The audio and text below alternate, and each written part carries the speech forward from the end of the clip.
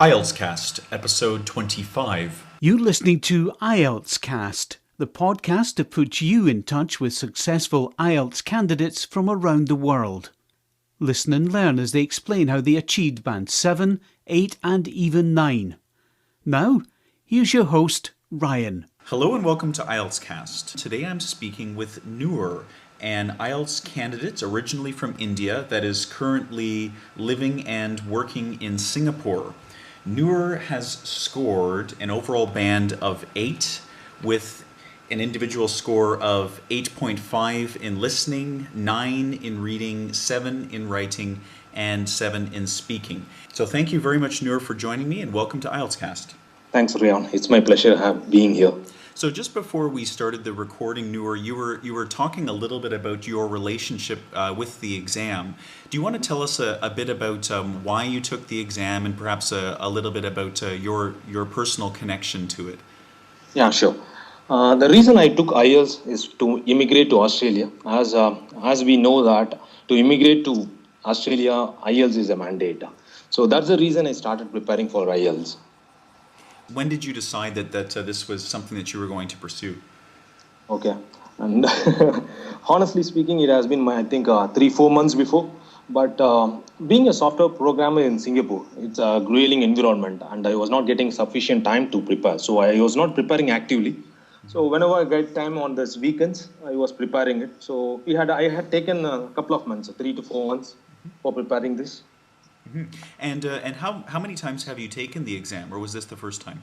No, this is my first time. So did you hit the goal that you were hoping to achieve?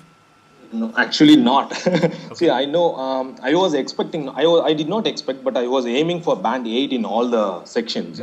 I know I will not be able to do it on the same single attempt, but I was trying my level best because in my situation, right, I need to score 8 in all the bands so that I will be able to get a points of 70. Fortunately, now I have got a point of 60, which will make sure that I will be eligible to apply for skill selector, that expression of interest. But the problem with getting 60 is it is not very sure whether you will be getting it or not. It will be taking a lot of time. I see. So I did not. I don't want to give my future into the fate. I thought, okay, let's give out all the whatever we have and then try our level best. But fine. Anyway, I have got it. Now I'm eligible and I have applied for it. I see. Okay. Now let's talk about this experience that you've had. So you just mentioned that you knew that you were going to take the exam about 2 or 3 months before you actually took it. And Exactly. why don't you walk us through a bit of the the steps that you took to prepare for the examination, and perhaps maybe you could talk about some of the challenges that you faced, some of the breakthroughs that you had. Yeah, sure.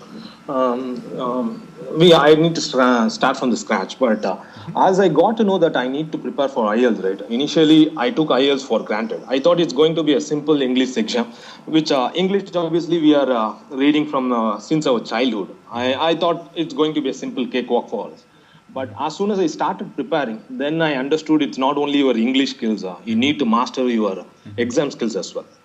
What I did, I got to know, I was browsing through the internet. I got to know your site, IELTS, IELTS.com, IELTS Network, and Simon's site as well, IELTSsimon.com.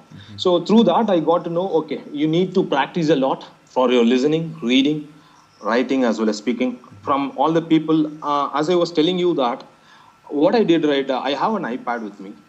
Once I decided that I have to prepare for IELTS, I went there and then downloaded all these podcasts, whatever podcast is available for IELTS. And one of the podcasts was yours, IELTS podcast. And as soon as I did this, I started preparing. I just started testing out my skills by downloading these IELTS Cambridge PDFs. And I stretched out my listening skills. The results were so miserable. I got around some 28 to 30 out of 40. I was quite disappointed. Then I started thinking, okay, then we need to sharpen our skills. Then that's the reason I downloaded all the podcasts and then I started listening. And apart from that, what I did, right, I started listening to this BBC World Service podcast every day. It used to come twice a day, like morning and the night. I used to listen both these things whenever I travel in my MRT in Singapore. Great. Okay, and for a week or two, I was doing this. But remaining period, I will not be able to practice it because of my hectic work schedule. And after 2 weeks, what I did, I started transcripting whatever I used to hear. And after then, I started practicing these Cambridge results, Cambridge question papers of listening. So with that scores gradually improved. So this is what the first technique I followed. Like I started practicing hearing a lot of native speakers. One of the most important one was the BBC World Service and the US. And then one other thing was the Travel Australia. I made sure that all these three, right, it will be a mix of how it's going to be in a listening test. BBC World Service, mostly it will be a monologue. Your news reader will be just reading out the news. Okay. Whereas in your IELTS cast, you were interviewing your people. So it's going to be a conversation between the two people. Right, okay. When I go to a Travel Australia podcast, it used to be sometimes a monologue, or in some other cases, it will be a talk between 3-4 people. They will be talking about like how was the travel experience, what are all the exquisite places they have visited. Okay. So I made sure I cover all these points and all these sections. And then I started practicing all these Cambridge listening question papers. Now, just let me cut in there for a second. Now, so you were talking about the podcast that you listened to, and I'm curious, how were you listening to them? Were you actively listening? Were you taking notes, or was it more of a passive listening thing where you were perhaps on the bus when you're commuting to work? Or? No, as I said, the initial 2 weeks, because I thought, okay, we need to start in a slow way. Like initial 2 weeks, I did not transcript it. I was just listening on the go. Whenever I was traveling in MRT, I just used to put up my earphones and then listen to whatever they say. Okay. I used to concentrate very hard, like, and then see, okay, because the BBC World Service, it was quite exciting. They will let you know about what is happening around the world.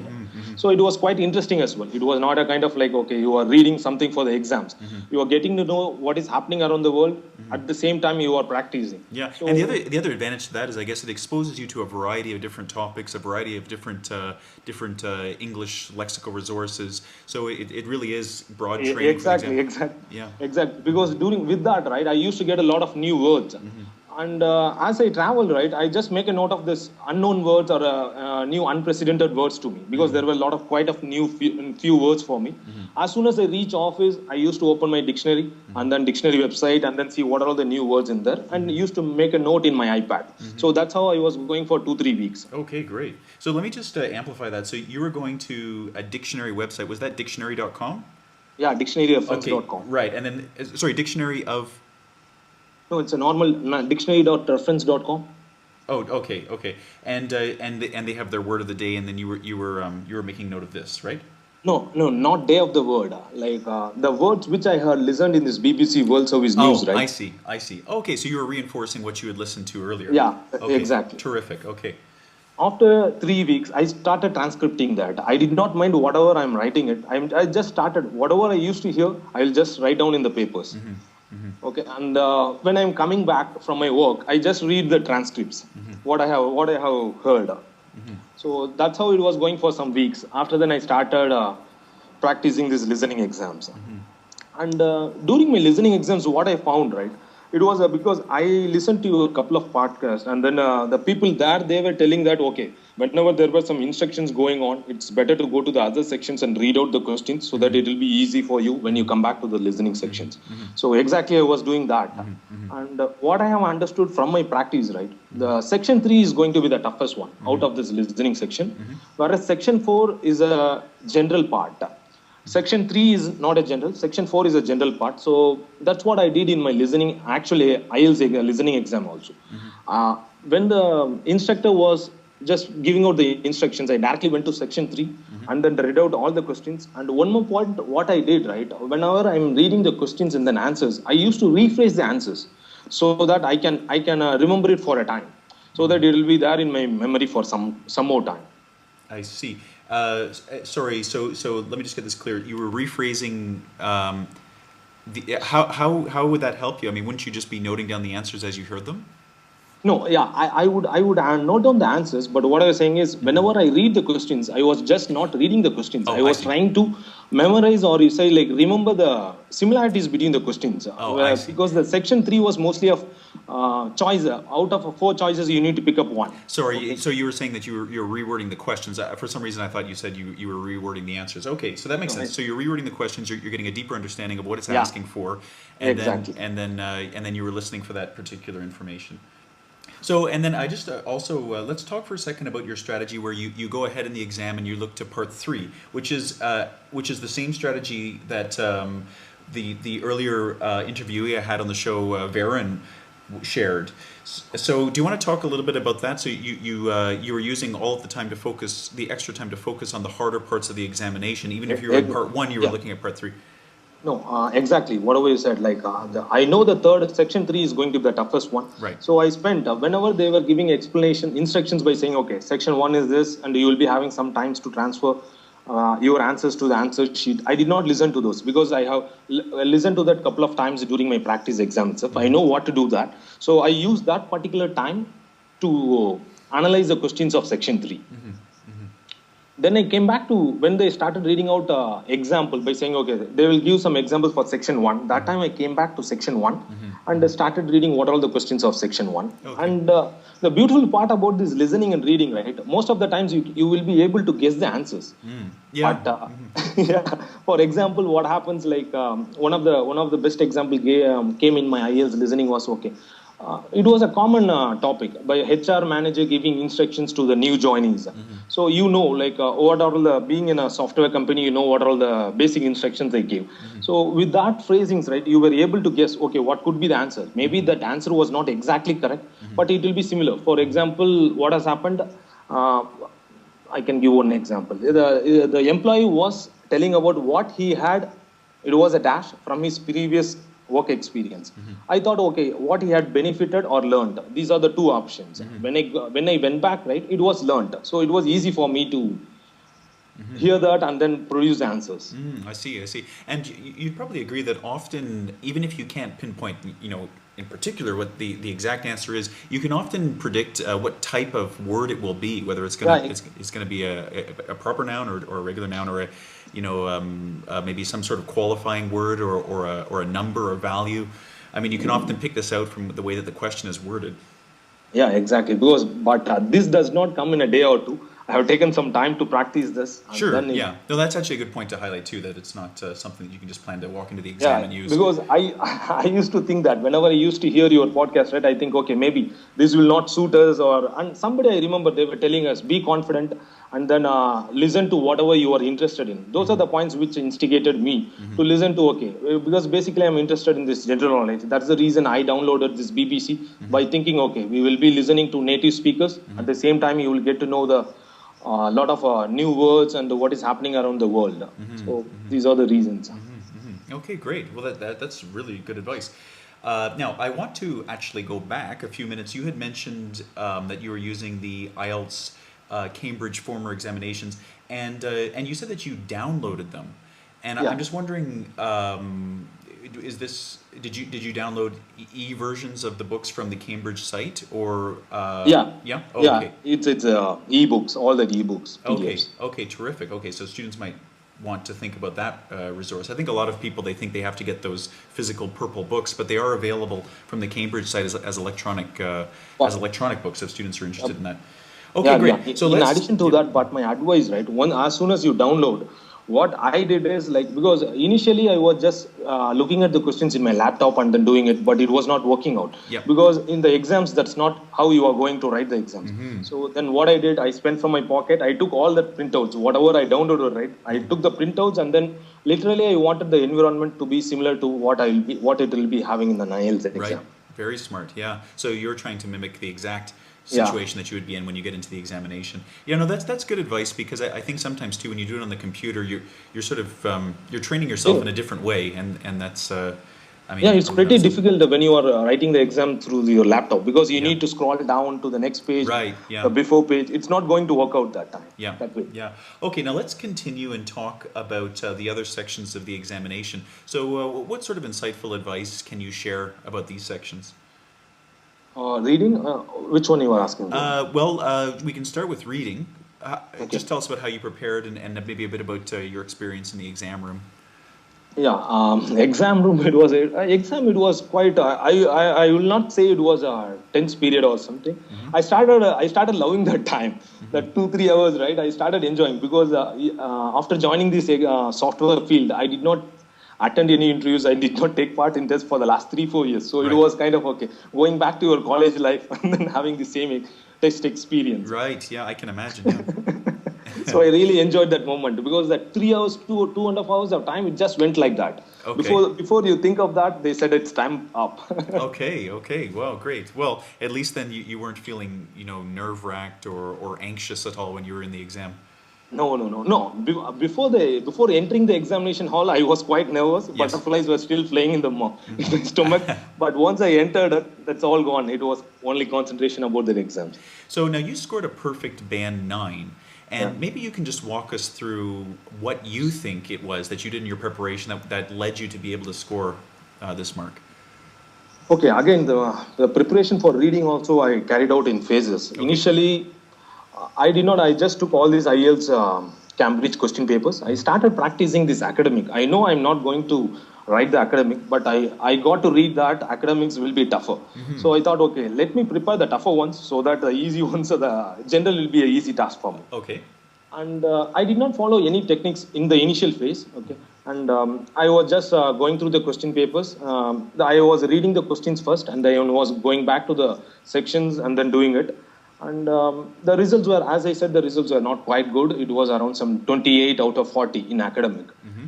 Then I started realizing we need to do some extra skills for that. That's how what I did is, as I was telling in the listening section, the same skills, the same tactics I used for reading as well. I used to read the questions. For example, when the section 1 comes, I used to read the questions and rephrase the questions, and I'll just prepare myself. Okay, I am very sure that 90% of the time the same words will not be there in the paragraph before. It will be synonyms, or you will be have a some other words which will be having the same meaning. So I was just preparing myself and rephrasing the questions. So with that rephrasing, what happens, right? I was able to remember when I go back to the passage and I was just skimming through that. I was able to remember it. Then I just noted down, and it was coming up. It was coming up sequentially. Then I used to, before reading the passage also, I used to guess the answers. So if this is the questions, what could be the answer? Okay. It cannot happen for all the 40 questions, because you generally know that. In some of the questions, it is straightforward, because these questions are all about your general day-to-day activities. Most of the questions you can guess, and with that, it was easy for me. So that's how I started practicing. And the toughest parts were, as obvious, it is true, false, not given sections, and then headings. Unfortunately, on the same exam day, as soon as I got the reading question paper, I thought, okay, I should not have got any true or false. But in the second section itself, there were 5 true or false. Then I thought, okay, I should not have got any headings. Third and fourth were completely headings. Oh, no.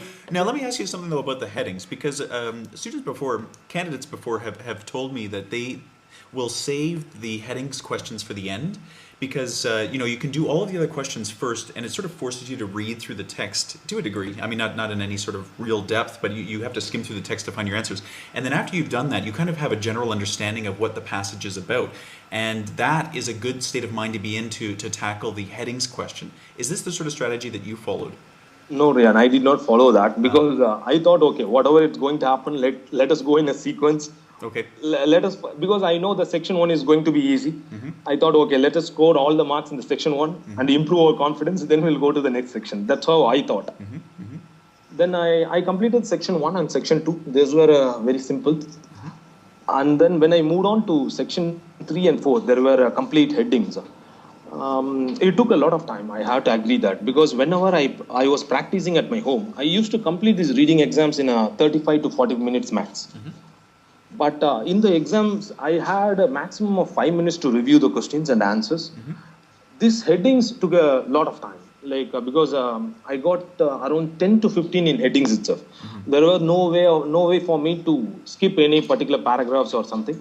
I was supposed to read each and every paragraph multiple times to understand, because third section, unfortunately, the questions were not coming in a sequential order for me. It was all in jumbled way. One question was done in the first paragraph, second paragraph, it was a quite different way.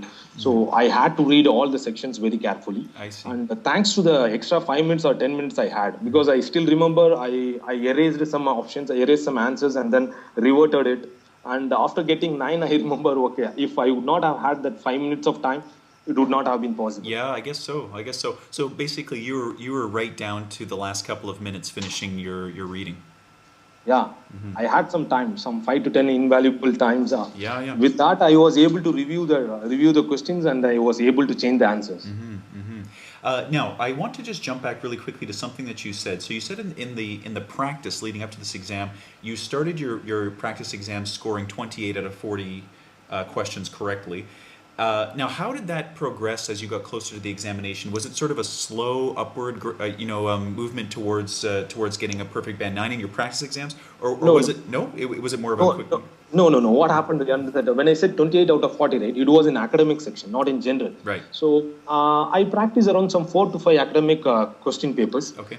Okay. After then, I started practicing general. But I'm very sure I never crossed 38 in my practice exams. Only one time I had taken 38.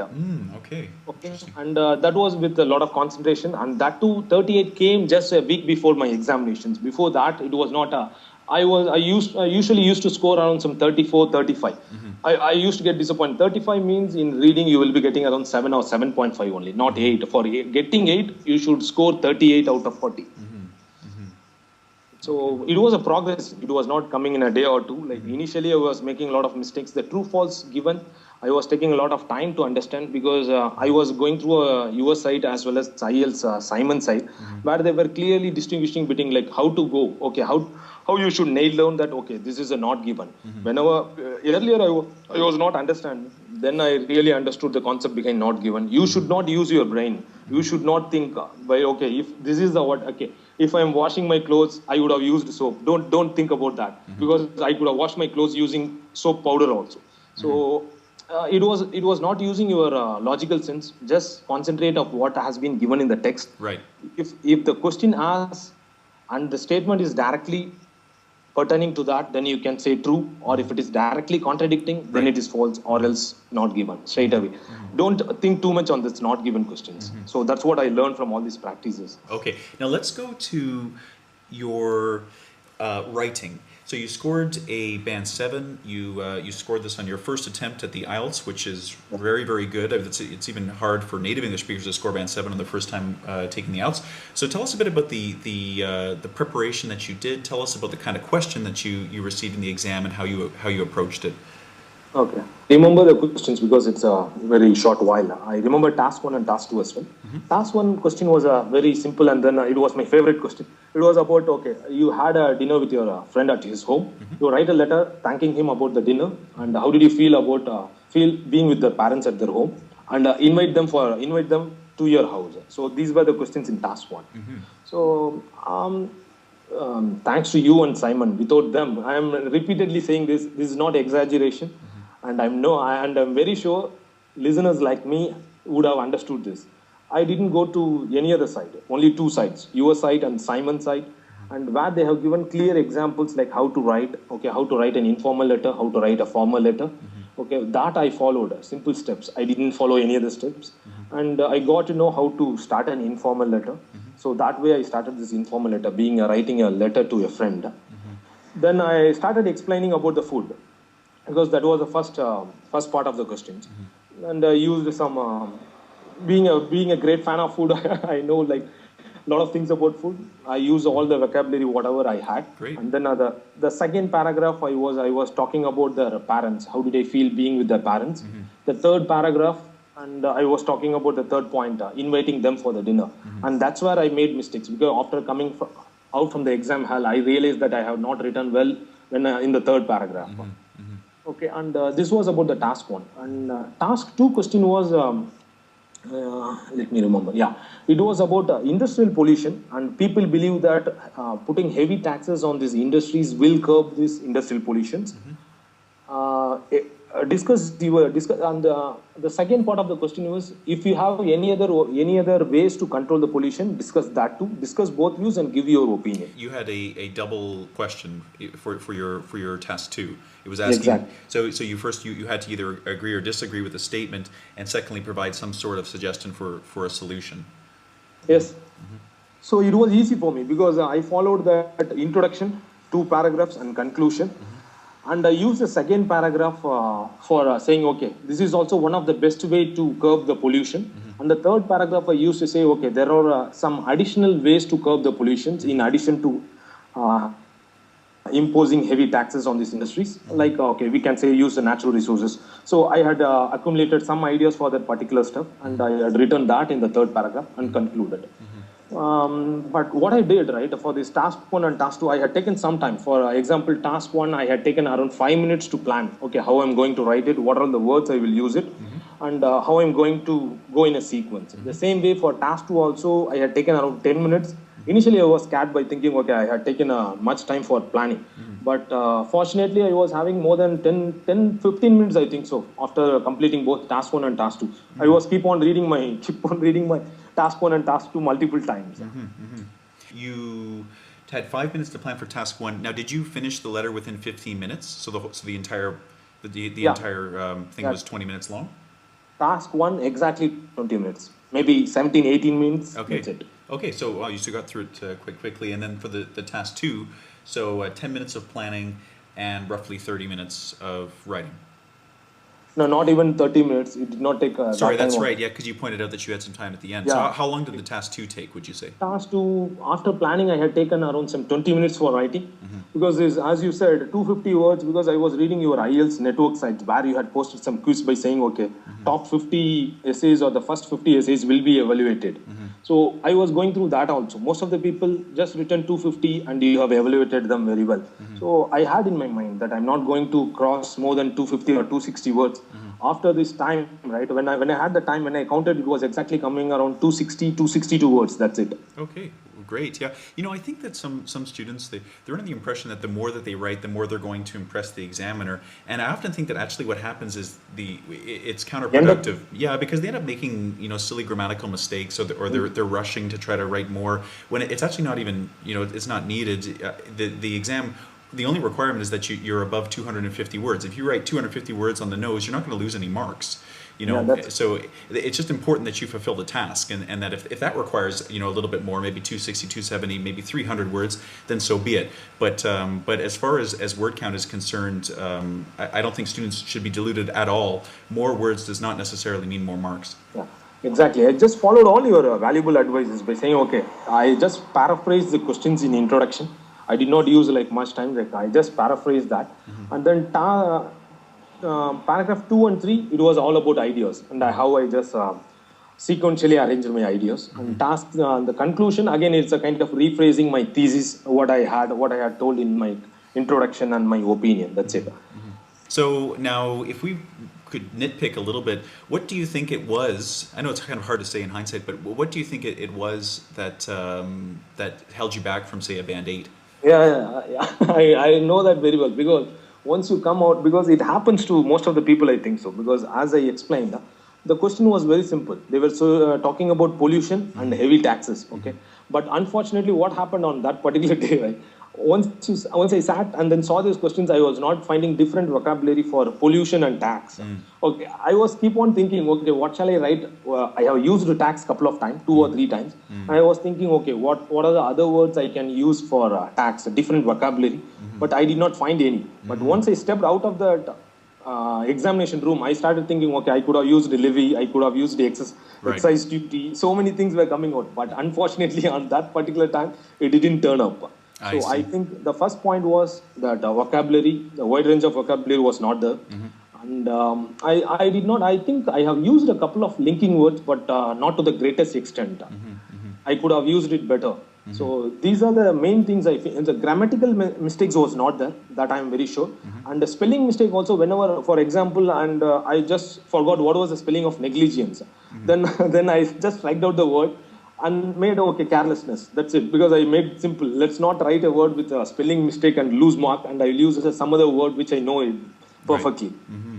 And grammatical mistake was not there. Wide range of vocabulary and then linking. Those are the main things I feel which would have brought down my score 7. Okay, let's proceed to the speaking section of the examination.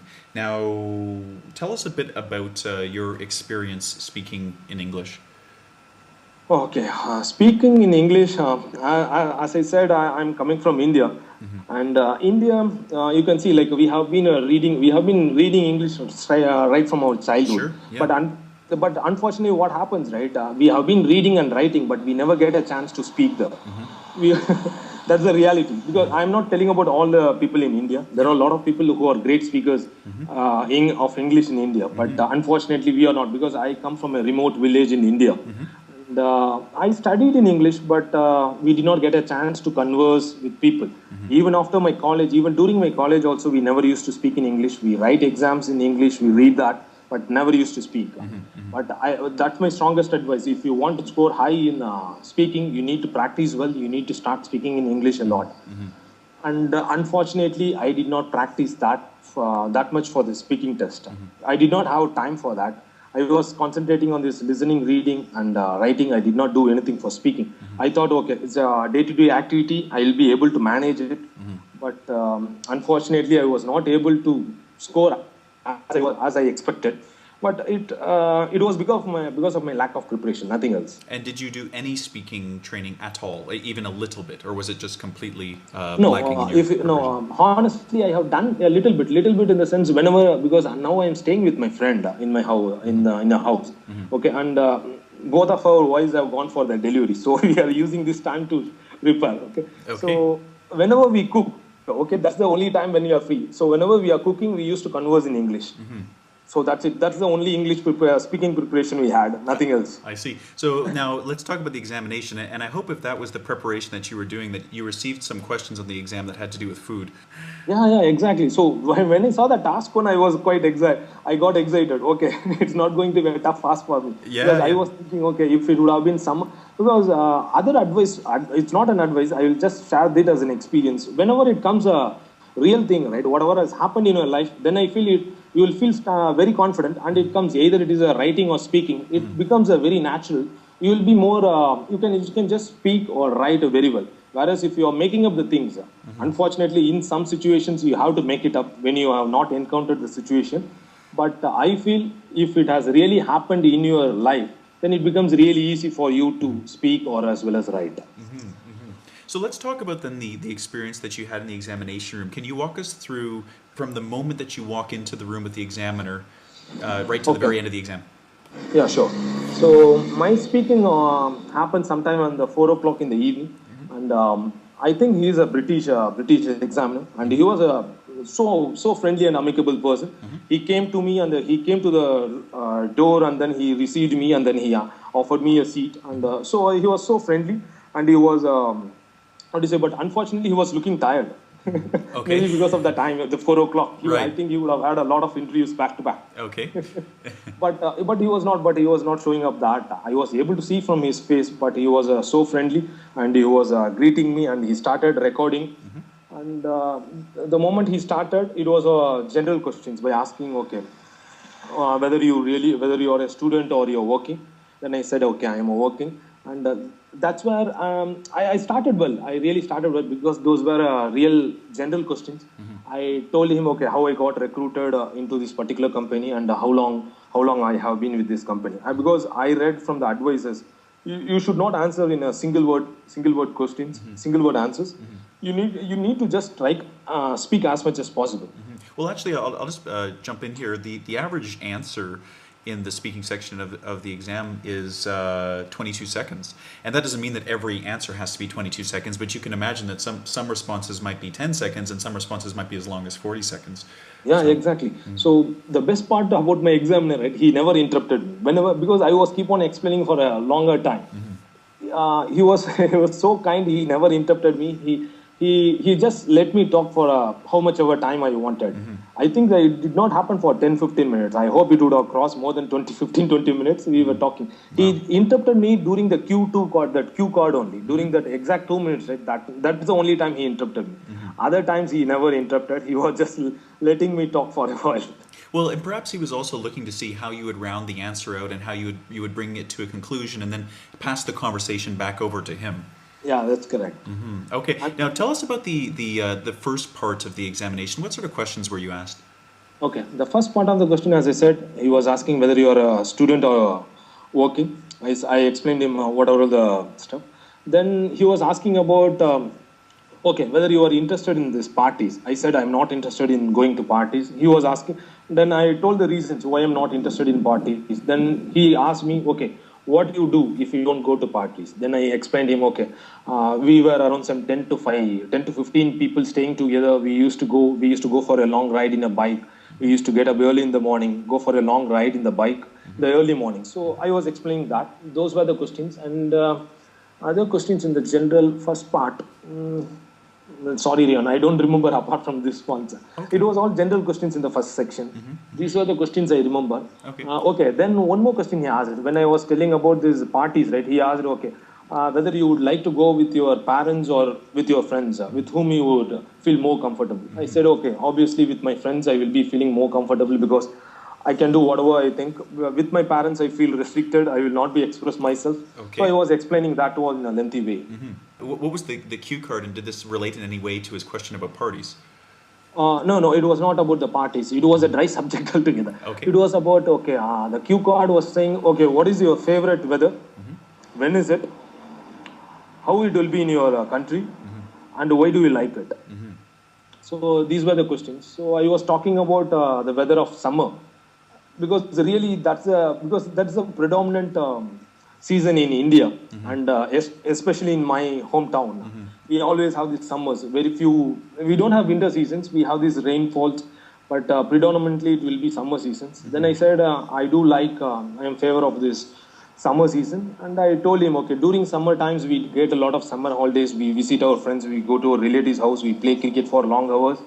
And we come back home. So and we do a lot of trekking. So I was explaining a lot of things about this weather and what I used to do and why do I like it. And I said these are the reasons why do I prefer the summer season compared to the other seasons. And I think I crossed the 2 minutes. Then he said it's time up for that particular section. Okay. And so now, if you talk about the response itself, you obviously were sharing examples because you were talking about summer in India. How are you linking the ideas together? Okay, so what I just made sure in my mind is I have to give a lot of examples so that with that I can use the linking words naturally, because what happens to me at least, right, whenever I think for a lot of complex vocabulary or like if I intentionally think I need to use these linking words, right, the connection between my brain and then my mind stops, okay, and I will not be able to flow in a natural. So I thought let us be natural. So just a minimum thing what I should do is give a lot of examples. With that examples, your cohesiveness also will get improved. So that's how I just that's how I performed in this interview. Most places, how much ever example I was able to quote, I quoted that examples. Let's continue then and talk about part 3. And typically the cue card sort of leads into some sort of conversation in part 3. So were the first couple of questions about weather? Yeah, exactly. Because he was asking about, okay, when you said summer is your favorite weather, and what are the disadvantages of being in a dry, humid conditions? I told him, okay, maybe you will get some skin allergy, and your stamina will be lost out if you travel more in these summer conditions. But I quoted other example by saying, okay, I was in Atlanta for some time in US for a year or so. But I told, okay, maybe people like Western people may not feel comfortable as the Indians are feeling in the summer seasons. In the same way, I did not feel comfortable when I went to Atlanta for the whole 1 year. I used to wear the clothes and then all my sweaters and all the time around. But I really feel summer is the best season for us. Then he was asking about other questions related to weather only. What are all the other weather conditions you do have in India? And a couple of questions on that. Then he moved on to asking, okay, how do you feel this weathers and this environment is getting affected because of these pollutions? And somehow I feel it was directly relating to my task 2 question. So yeah, that is. I was just going to point that out too. That it sounds like there was almost a connection. So, yeah. So he was asking about what how do people react to these pollutions in India? What are all the effects we are taking? And he was asking me suggest some solutions, what we can do it. Then that time I used examples of Singapore, because in Singapore we do have a lot of great examples where they control these public private vehicles. They control the number of cars and then motorbikes, and they motivate people using the public transport. I quoted that example by saying, okay, in Singapore we do have these ones. With this, that lot of pollutions has been controlled. The same way in India also we could control this private vehicles and start motivating people and giving incentive to people to use public transports. So that's how I correlated. I correlated between Singapore and India and suggested these are the solutions and said, okay, we can use a lot of or say like environment friendly resources rather than relying on petrol and other places. We can go for bioelectric, hydroelectric, so and so. What are all the technical things that came up in my mind during that time? I just told him. So in the part 3, now you mentioned that the examiner was very welcoming to you, elaborating with your answers and talking at length. How long were you talking for roughly for each of the part 3 questions? No, I think if you see exactly for around 70 to 80% of the questions, I think I could have crossed more than 30 seconds on an average. I think I would have spoken for 30 seconds. Because I'll tell you the reason. Because I was sitting for my turn, and there was just board for that speaking tips. They were said, okay, speak as much as you can for the speaking test. Then I took that. Okay, let us speak how much ever we can. Let's see what happens there. Yeah. Okay, now we're coming to the end of the interview, Noor, and I am curious. What advice would you give to somebody who's hoping to get Band 7? No, 7, I think rather than testing yourself every time practicing your exams, right? Rather than that, prepare more. Prepare like listen to a lot of news and then read a lot of newspapers and take out whenever you find new words, just note it down. And then it's simple. Like you listen to the same steps again and again. I transcripted. Maybe it may be useful for some people and may not be useful for some people. But you can try it out whether it is really helpful or not. Because in my case, it really worked. Before transcripting, I was not scoring much in listening. After transcripting and using some small tactics by saying, okay, rephrasing the questions, I was able to score more. And I'm just sharing my experience. Because I remember somebody called Prashant or somebody from your podcast. Yes, right? He was sharing some experience. Those were really... I'm not sure whether I really used or not, but it boosted my confidence because he was talking in a way and he was sharing his experience. I remember there are a lot of other one person from Russia or Moscow. He too was. I think he is a student. Maybe on the first attempt or second attempt he scored so exciting scores. And I just listened to all of the podcast. Why I'm repeatedly telling this is this helps you in a lot of ways. You will be coming to know a lot of new words. At the same time, you can also feel confident that you can also do it. That's it. Like when I have done it, right? Each and everybody, I think everybody is having their own English skills. It's only about mastering your exam skills. Once you start doing it and practicing it, I'm very sure everybody will be able to achieve their targets. Very, very good advice. And just before we go, I just want to highlight your point about transcribing because that I think really is a very, very good strategy. You listen, you as you're listening, you take down what you're hearing and areas that you're not sure of. You go home, you check your dictionary. I think, Noor, that the strategies that you follow really were what accelerated your progression and allowed you to score such a high mark on the exam. Yes, Rian, exactly. Noor, thank you very much for sharing this information today. I know it's going to be invaluable to the students that are listening.